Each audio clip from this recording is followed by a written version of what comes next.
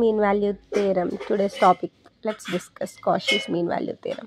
So Cauchy's mean value theorem, it is also called second mean value theorem. Cauchy mean value theorem la second mean value theorem antarandi. Statement for Cauchy's mean value theorem: if f of x and g of x are two functions, f of x and g of x are continuous in closed interval a comma b, and f of x and g of x are differentiable in open interval a comma b. If g dash of x is not equal to 0, then there exists at least one point, that point C belongs to a comma b.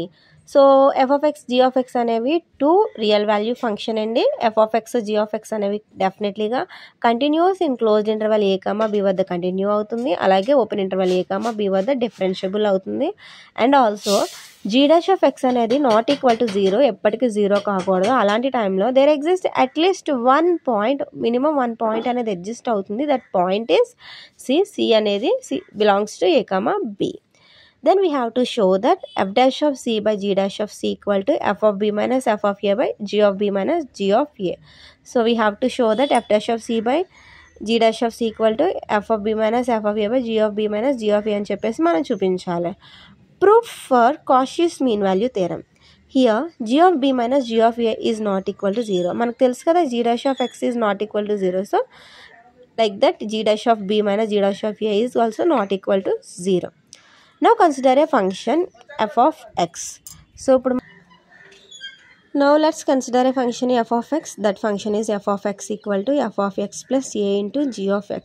So ఈ function మనం equation 1 కింద తీసుకుందాము. Here the value a is constant, where a is constant such that x equal to a. Put x equal to a in equation 1.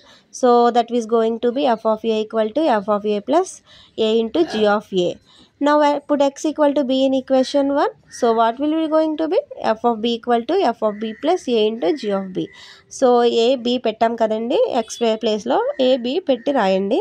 So that is going now discuss f of a equal to f of b, f of a equal to f of b అని చూపించండి. మనకు తెలుసు f of a value ఎంతండి, f of a plus a into g of a equal to f of b value ఎంతండి, f of b plus a into g of b. So now f of a values f of a value f of b value ఒకవైపుకి, g of a g of b values ఒకవైపుకి తీసుకొచ్చుకుందాం. So a into g of a equal to f of b plus a into g of b minus ఇటు side ఉన్న f of a plus value ఇటువైపుకి వస్తే minus f of a అయ్యింది. So నా g of a into g of a minus a into g of b value అటు side plus ఉంది, ఇటు side minus అయిపోయింది, equal to f of b minus f of a.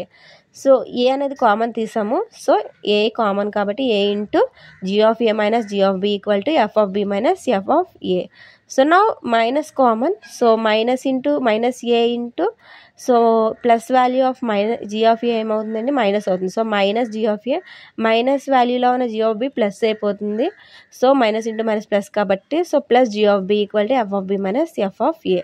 So minus A equal to now arrange it in a proper way. Now G of B minus G of A equal to F of B minus F of A.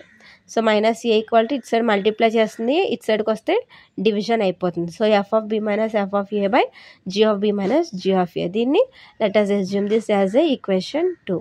From equation 1, f of x and g of x are continuous and differentiable.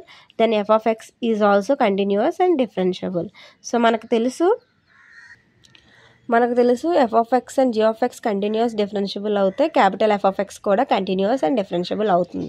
So by Rolle's theorem F dash of C equal to 0, that is C belongs to A comma B. Rolle's థియరంలో ఏమని prove చేస్తామండి, F dash of C equal to 0 అని చెప్పి prove చేస్తాం కదా, so అదే prove చేద్దాము.